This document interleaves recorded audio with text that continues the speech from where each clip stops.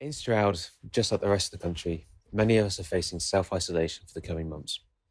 Now, whilst this might be a daunting proposition, it is being answered by an incredible amount of effort on a community and a council level. This action needs to be coordinated and it needs to be safe.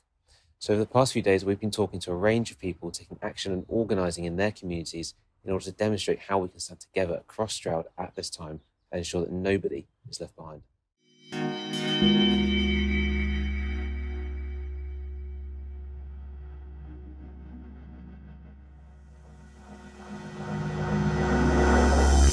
So we got in contact with and spoke to one of the admins who set up the Stroud Corona Community Response page. So James, thank you for talking to me. Key thing I wanted to ask is, with the Facebook page that you're running, what are your key aims, what are your key priorities, and what format are you undertaking this through? So we have a Facebook group, which is where this all started. We have a website, so that's just kind of a signposting place for information and links. And then we're about to launch a Facebook page, which will be just for daily updates. Principally, we're trying to make sure we provide people with information and resources so that they can understand the virus and so that they can support people and provide some kind of hub role for the various groups that are doing that around the Stroud District. And then with those groups, we can make sure that they're aware of the latest guidelines around how to support people safely, because it's really great to see so many people who are enthusiastic about helping people and to see their concern for those around them. But we want to make sure that the last thing we do is end up making anything worse. A good prominent example of a group using this platform is the Roper Community Mutual Aid Network.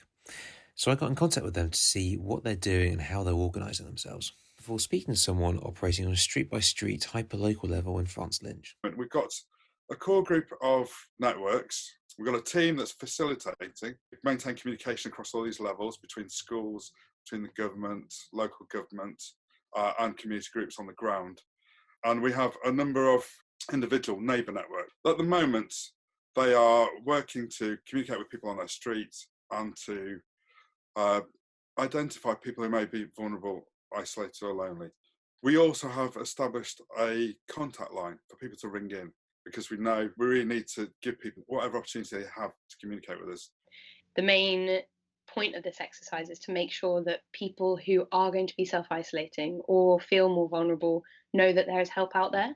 So almost it's that more intangible social connection, that they're not alone. They're not, even though they may be physically isolating, they are not, isolated from the broader community and broader support. We've started off with a leaflet drop. So me and my sister have been walking along our road, letting people know that if they need help or if they would like to help, to get in touch. And then basically just trying to begin to create this social network.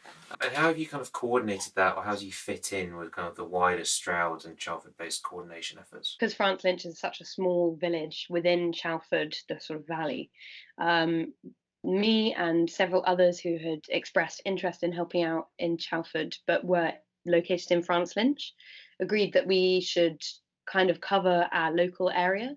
There will be a lot of coordination and liaison with the bigger Chalford group, and then also by extension the Stroud group. The district council is also a key actor amongst all of this. So we got in touch with Doina, Cornell, the leader of Stroud District Council. So could you take me through essentially what the council are doing to adapt and keep essential services running, and what they're doing explicitly related to coronavirus? The priority for us is to keep essential services running. So on a very obvious one, for example, will be collecting the waste and recycling. So we've really been prioritising that and standing down anything that isn't essential. So all non-essential meetings have been cancelled, and repurposing staff, that's the key thing. So really ensuring that whereas we anticipate resources are most going to be needed, we are making sure that we've got teams of people who are focused on that. And I stress the word teams because you can't rely on one individual. It's no use giving one individual a lot of responsibility right now, because what if they go off sick or have to self-isolate because they've got a member of their household who's ill?